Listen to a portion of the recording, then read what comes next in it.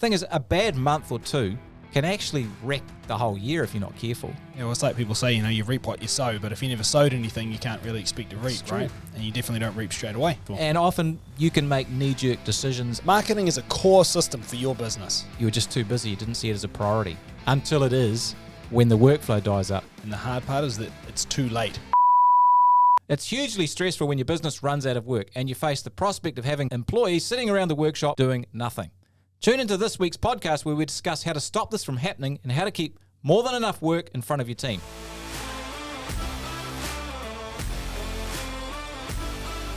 Howdy there, Tony Fraser-Jones. To the podcast. To the podcast. Yeah, there we go. We're at the podcast. Hanging out with Phil Smith, my good mate today. How you doing, my man? Always good, bro. What did you have for lunch today? Oh, what did it have? Salad. Beef salad. It was a nice looking salad, it was actually. good salad. Had a little bread on the side. A little bit of feta. A little bit of feta. Feta's always good. Feta adds a lot to any meal, actually. It does. Yep. This is not particularly relevant to anything, but, Oh, yeah. Sprinkle in a feta will make you... That's good. Make all your... I had an omelette. Yeah. 3 eggs. It was good. Nice. 3 eggs because you're bulking. I am bulking. I'm shredding as well. Oh, you're shredding for R&V. What's that? Music festival. Oh, okay. Yeah, I'm in my late 40s, so that's probably not going to happen. What are we talking about today, Chief? Mate, we're talking about, actually having enough new work coming into your business to keep everybody busy and hopefully still be able to grow as well. And this is becoming more of an issue in the last 6 months, especially with a bit of a recession kicking into action potentially. Recession. Yeah, the old R word. Previous 5 odd years, it's been a bit of a killing field, right? Like it's been a little bit easier than it has been before that. A lot of people have been super busy. And I think it's been more about finding employees and getting through all the work that you actually just had coming in. But things are starting to shift, especially in the last wee while and definitely moving forward.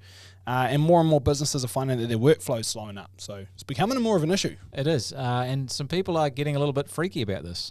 Getting freaky or they're freaking out? Yeah, that's a good point. You need to relax. They might be getting freaky. I don't know. What you do in the privacy of your own. Yeah, look, we're not your judging, business. right? Yeah, no judgment here. It's funny you say that because I sometimes think there is a bit of judgment from you, unlike me. Again, behind closed doors, that's my own business. That is. Who I judge and how I judge them. And what they do. But yeah, definitely some different dynamics, I think, in the market.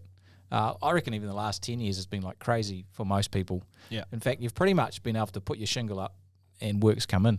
Yeah. Construction's been booming. A lot of money being spent even through COVID and stuff. So, but it has, things have slowed down a bit, particularly in the construction area, which flows through to all the trades. And the thing is, this sort of part of the cycle is actually a normal part of business. Yeah. In effect, we've sort of been spoiled for the last little while. Well, we've actually been on a particularly high. We have. Which is, again, definitely normal, but it's been even better than the usual highs. So that's right. And the thing is that with this change in the marketplace, what it's highlighted is that lots of business owners don't actually understand this concept of lag or drag, if you like, with your marketing. And it's really starting to hurt some people. And it's going to hurt some more people further down the track if they don't get on top of it. Yeah, 100%. Definitely an issue that's worth diving into. And I'm sure you have a story to kick us off. I do. So I was lucky enough to grow up on a farm. I had a dry stock farm. We also had some cropping on the farm. And we would grow maize. Wacky tobacco. Well, interestingly... come on. No, this is true. We would grow maize. Yeah. And every year, the Air Force Orions would fly over all the maize crops. Yeah. Because the local cannabis growers would plant cannabis in your maize crops. Huh. There you go. True story. Wow. But it would grow slightly taller and it would be slightly darker and they could spot it from the air. There you go. That wasn't my story. I was joking, but it turns out it's true. Anyway, back to your farm. Back to the story. Yeah. So we'd grow maize. And you plant maize, the crop, over the spring, and you harvest it in late sort of summer, maybe early autumn, depending. But obviously when you plant the crop, you need to fertilise the ground, you need to cultivate it, test the soil for nutrients, a whole bunch of stuff. And you nurture the crop as it goes along, particularly early days, particularly for pests like bugs and stuff. There's this thing called armyworm, which can rip your crop apart, in literally a few days. And if you see that, you've got to spray it out and there's a bunch of stuff. Yeah. So, you got to do a bunch of work, and then when it comes harvest time, either you make this maize into silage, which is you put it in a big stack and it cooks and you feed it to your animals, or if you're growing grain maize, it gets taken off and sent away and processed for grain. Yeah. And it's the same with work. Often you have to do a lot of groundwork before the jobs actually come off. Yeah, you got to prepare that ground. You got to prepare the ground because often they don't come off straight away. It actually can take months or sometimes even years for that stuff to actually come to fruition. Yeah, well, it's like people say, you reap what you sow, but if you never sowed anything, you can't really expect to reap, right? And you definitely don't reap straight away. Yeah, so true. Pretty damn relevant. And I think definitely some problems we run into if we don't understand that lag effect with marketing. Yeah, well, the thing is the work stops and you've got no decent projects actually to go on with. And that's very stressful. And it makes lots of business owners actually think the sky is falling. They're like, oh, I've got to get rid of my team, got to sack my team, I've got no money, I'm going under, the sky is falling. It's bleak. Yeah, pretty stressful. And often you can make knee-jerk decisions under pressure to that situation. And often your thought is, oh, well, it's the economy, it's the environment, it's the market that's tanked. And look, that may have something to do with it. But actually, the real big problem is you haven't been sowing early enough. Well, another problem you could be running into is that you're actually getting busy with some marketing activity, trying to fill those gaps and actually get that pipeline full. And you think, man, I'm working so hard, I'm doing all this marketing and it's not working. And so you turn it all back off again, but it turns out it was working. It just takes time to work. It takes some time to fruit. Yeah, so you spend the money and you use the time and you bust your ass and you actually are doing great stuff, but you can it before it has a chance to work because it actually just takes time and you haven't given it that time. So definite problem. Whereas on the other hand, if you do understand that marketing lag, some benefits. You plan ahead. You're actually thinking 3 months, 6 months, 12 months ahead and what your workflow will look like then. And it allows you to start delivering consistent workflow, for project work into your business. Your teams get busy. Really important, you feel in control of the situation. And it's actually a great foundation to grow your business and your profit. Thing is, a bad month or two in a year can actually wreck the whole year if you're not careful. Yeah, and so that consistency of workflow, particularly on the project front, is actually really important. Yeah, and again, I think a lot of people will try to flip that on its head and say, if I can just have one blinder of a month, I can pull it all back. It's kind of a bit like gambling, You get the degenerates going further and further downhill, and they're like, if I just double or nothing this time around, it'll all be back. But I think really it's consistency that's the key, and that requires marketing, and you have to understand this lag issue. So, how do we actually do this? What is the lag effect? Well, the lag effect's pretty simple. It's the time between marketing, when you actually do the marketing and look for the work, to where the work is done and paid for by the client. Yeah. And that gap can be considerable. It might be months. It can even be years for, large commercial projects or large building projects. And it does apply to project work more than it does to, business to consumer work like service work and maintenance work. So that project work, whether it's, new house builds, doing large commercial projects, even some large renovation projects, those sort of jobs, there is often quite a period of time between you first sort of, try and get them to them actually hitting your bank account. Yeah. And I mean, even if you do service work, it could be that, the marketing that you're doing is targeting some, long-term service contracts where it's going to be repeat work from a B2B sense, business to business. And again, I think the big thing is that the marketing and the sales cycle can be quite a lot longer than when you're targeting that B2C work, business to consumer. And so as a result, even if it's not project work, it's still servicing work, but it's that type of work that you're after, which can sometimes have a big lag, just because it's a longer cycle, if nothing else. Yeah, that's a great point. And I think the big thing is you can get immediate work for like residential and, commercial maintenance. Obviously there are some strategies that you can, pull. You can pull some email marketing, drum up some work from your database. You can, do a flyer drop. There's lots of things. Dial for dollars. You can run some Facebook ads. You could be, going for some Google ads. Like a lot of that can pay off pretty quick.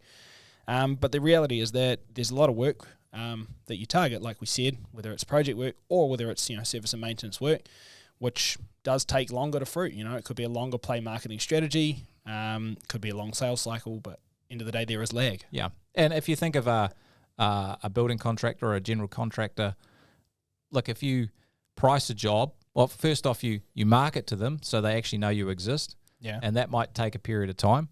And then let's say they give you the opportunity to price a job. Well, you might price the job and they get a price from you. Maybe they get price from a couple of other service providers, in your trade. They then take their price to the client, who maybe that client got a couple of builders to price the work. Yeah. And then there's questions from the clients back and forward. And then they might make a decision on the building contractor, which hopefully is the one you're pricing for. Maybe if you're smart, you've priced for them all. If you can, then there's getting the consents organised, the project schedules, the ordering, all that sort of stuff. So that takes, a lot of time. Can definitely take some time. Yeah. And a lot of other reasons you can have lag as well. So, it could be that whoever you're pricing work for, they might have a project on the go at the moment. So you're pricing for a project, but they have to get to the end of this project before they even look at your one. Lots of things there. It could be maybe they don't even have a project on the go when you market to them. Could be, yeah, could be. And so they're actually like, yeah, I'll definitely use you for my next project, but who knows when that'll be, So that could happen. It could be that they have another service provider. Maybe you're an electrical contractor, an electrician, and you're marketing in a B2B sense to who knows, general contractor, builder, and they might actually already have an electrician that they work with, so a current service provider, and you're actually trying to move in on that other service provider and shove them out, so to speak, and that can be a long process because they're going to want to give you a try and see if you're better and test you out a bit. They're not just going to say out with the old and in with the new for no reason. It's a process, Could be that their current service provider is too busy and maybe they're letting down the building contractor, or maybe they dropped the ball because they're overworked, and you're going to have to wait for that slip up moment for you to be able to swoop in and actually have an opportunity.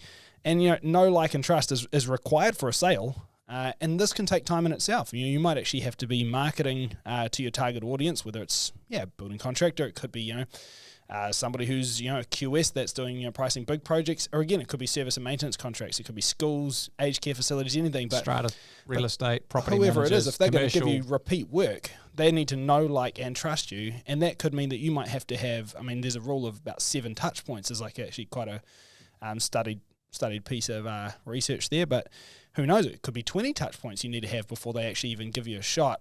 But you need to invest that time and effort, and that takes time. Because you can't send 20 touch points on day one and expect work on day 2. That would be harassment. That's called stalking. It's kind of weird. That's right. No judgment. No judgment. But end of the day, these things take time.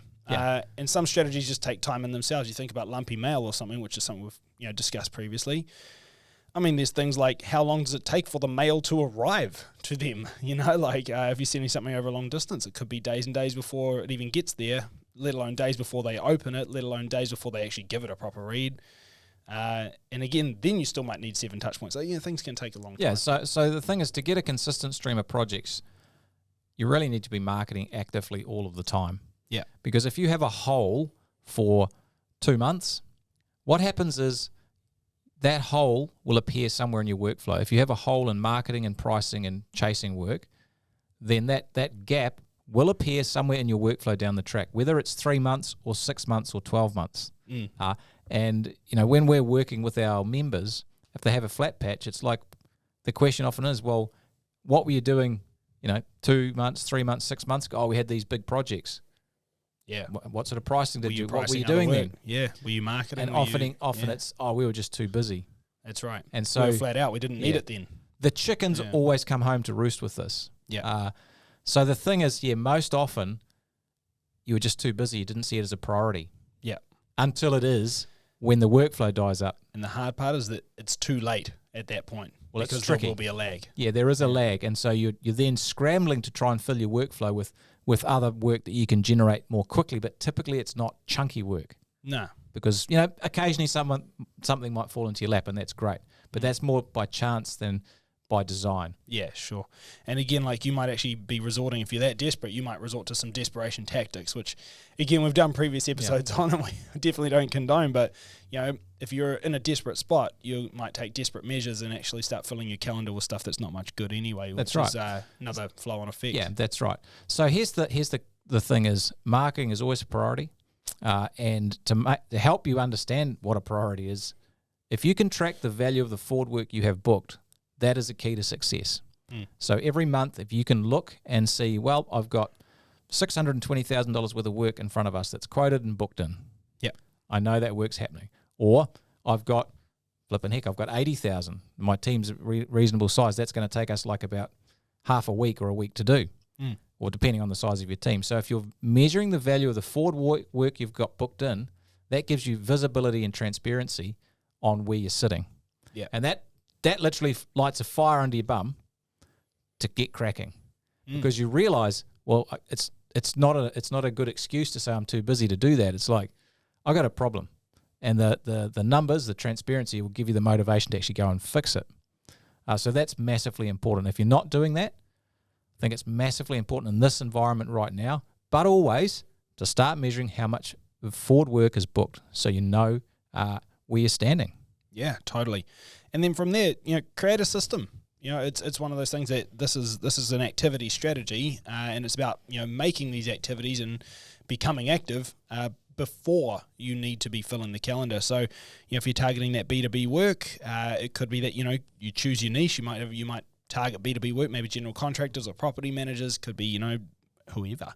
Industrial processing plants. Could be anything. Whatever schools, it is. Aged care facilities, whatever it is. But you choose your niche, you list your players, create that list, and you're going to want to go big for that kind of thing. It's a numbers game, So again, there might be 5% of people that are ready to go now, maybe another 25, 30% that if you work on them over some time, you'll be able to get them.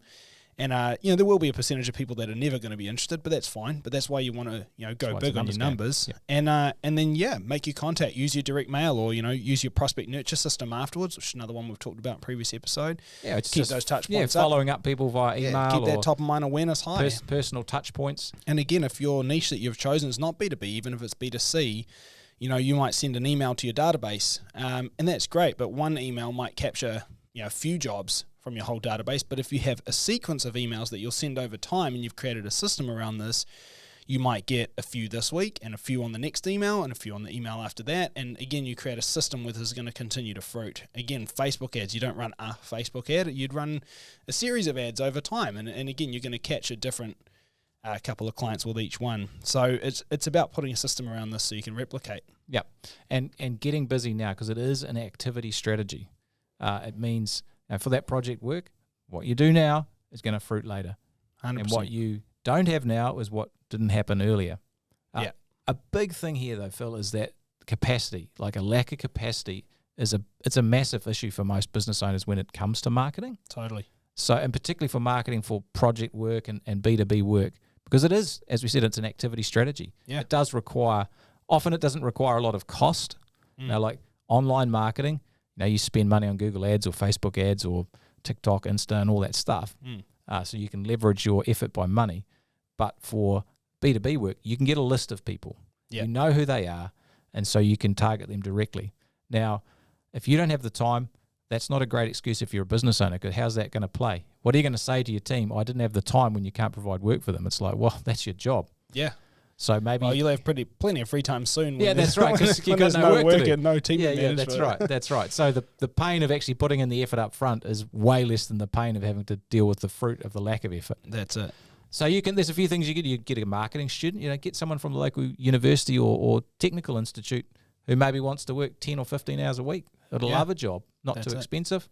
You could get a virtual assistant to help with some of this. You could get a part-time marketing coordinator. A lot of our members do that. There's lots of people who maybe want to work part-time. They have a family. They're very successful in marketing, but they want a part-time gig.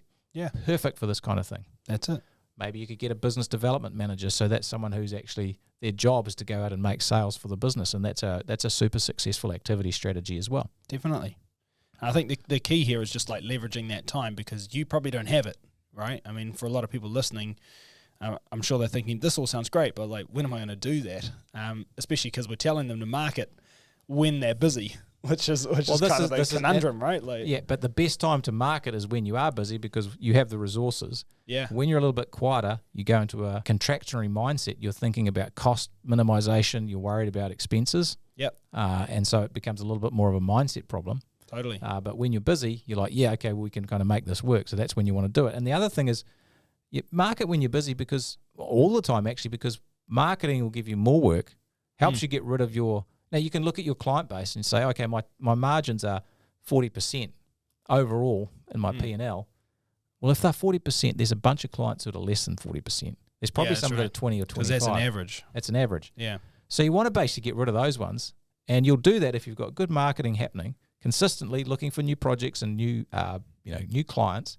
You can subtract the unprofitable and add in the ones that are more profitable, and the marketing gives you the power to do that. Yeah, I mean, this is huge. The amount of times people say, I don't need a market, I've already got heaps of work. I'm like, well, if you had more leads, like more people wanting to work with you, that's still a good thing. You don't have to say yes to all of it. It becomes a very simple economics thing, right? I mean, basically the demand for you is higher than the supply of you, so the price of you becomes higher. It's basic economics, and that's actually good for everybody involved, because your market is still getting what they want, you're getting what you want, and everybody's doing it for a price they're happy for. So it's a good thing. That's right.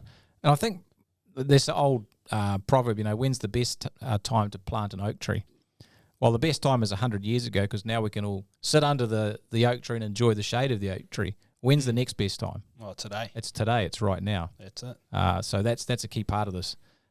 What you do today will determine your success in the next 3 to 6 to 12 months. That's it. Well, I think really we've made our point here about the lag effect, and basically if you're not marketing already, I think it's hopefully a little bit of a fire under your bum, and maybe it's time for us to land this plane. Let's do that. Well, key to success is always be marketing, as your business results in the next 3 to 6 to 12 months, they depend on it. Thanks heaps for listening. We'll catch you all again next time.